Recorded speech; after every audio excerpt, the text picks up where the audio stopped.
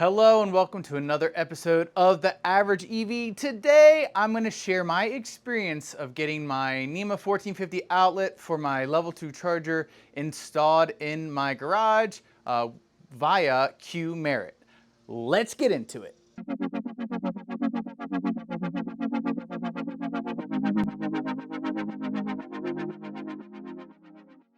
All right, everyone. So the past 3 years, I've had an EV. Start with the Kona. My wife got the ID4.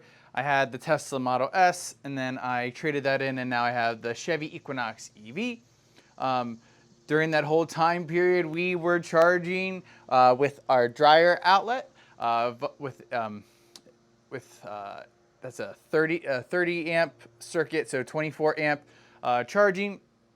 And then I would do level 1 charging with my car out in the driveway, and it worked perfectly fine for us. But I thought it was time to grow up and to get a level 2 charger. And so I did just that. Additionally, it gives me a little bit more flexibility now, so I can test out some chargers if I'm ever contacted about them, which I am sometimes. However, I will only test chargers, adapters, anything, and tell you all about it that is UL listed, because I don't feel comfortable testing anything that's not UL listed and then telling you all to go buy it.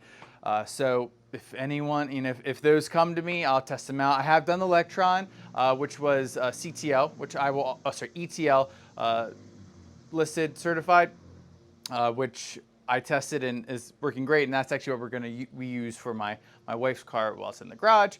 But what I want to do is kind of go over the whole process and really just talk about how easy it was. So basically, you just go into Qmerit.com, you sign up for a quote. They send you a quote in your email.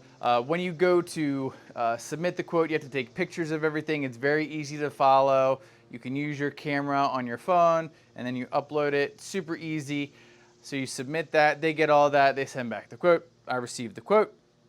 It was pretty reasonably priced from what I could tell, and also a quote I had gotten from an electrician in the area recently.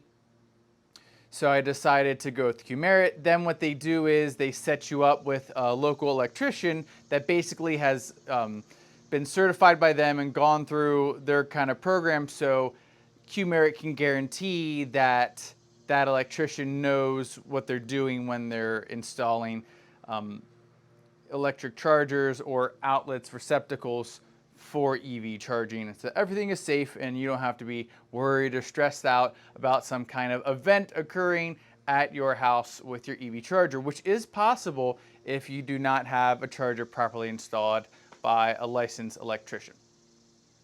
So once they set me up with the company contacted me, and honestly, it was really quick. They wanted to set it up really fast, and I was going on vacation, so I couldn't do that.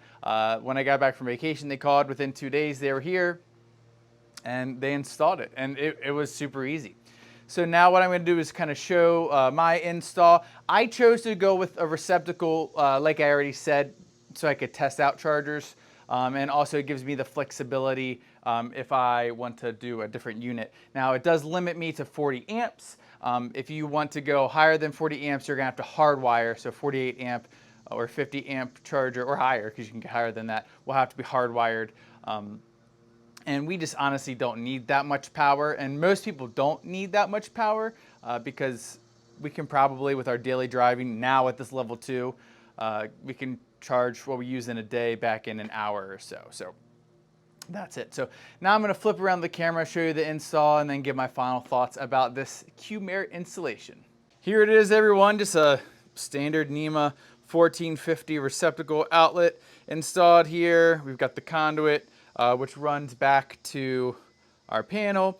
It is, of course, connected to a 50 amp circuit, which means we can run 40 amps. So the EVSE or charger that I have is 40 amps.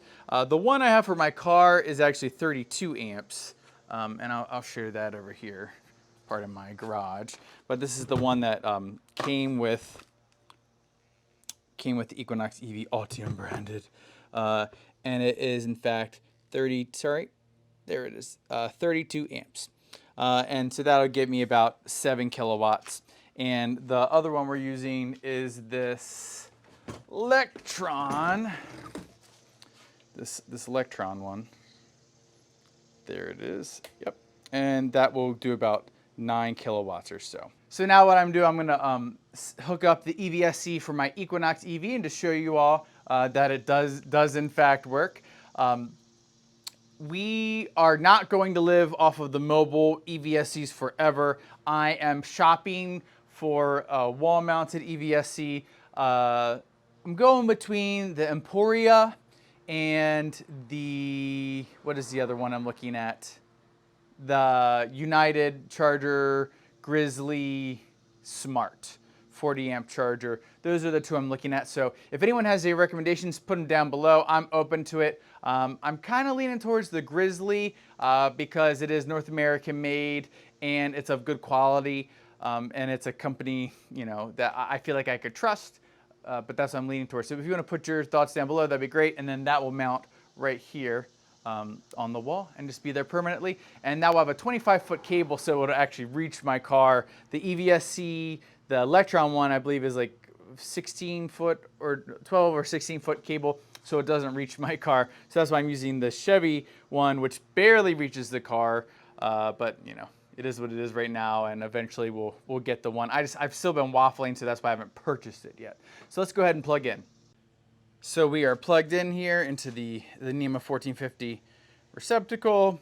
The blue light is on saying it's ready to go, it's ready to do its job. So now we're gonna come out here to the Equinox, pop open the charge port, plug it in, click, and then with the Equinox, it'll beep and then that light will turn green, beep. And I don't know if you can see it, but the light is in fact green and we're charging.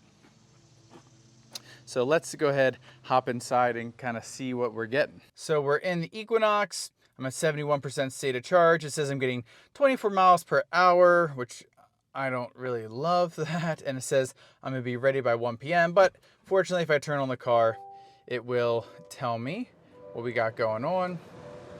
Turn that air down. And there we go, now the air went down. We're getting 7 kilowatts, which is exactly what we should be getting. So that's working perfectly.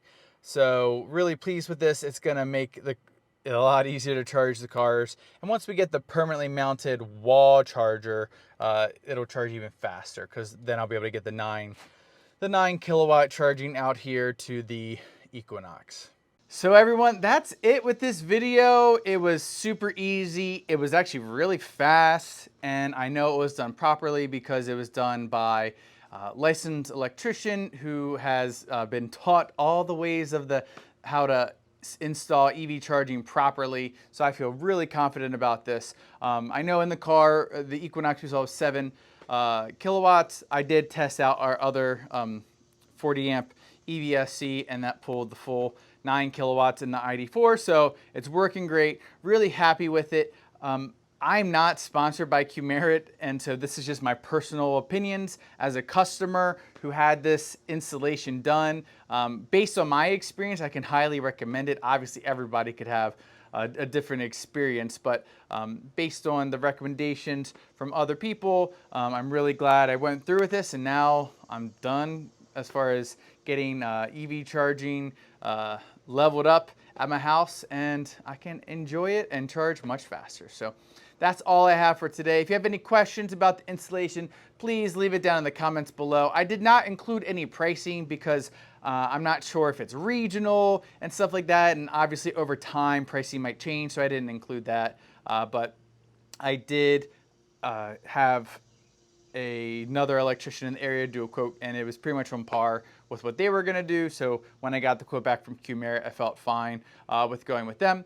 And then I guess lastly, I should talk about, I am going to turn this in for the federal EVSE credit. I am fortunate enough to live in one of the census tracts that will qualify. If you're not sure about that, you can go online and it will show you whether you're in an area that qualifies or not. And then additionally, Maryland offers a tax credit. So at the end of this, I'm getting this whole system set up at 20% of what it costs, thanks to the tax credits.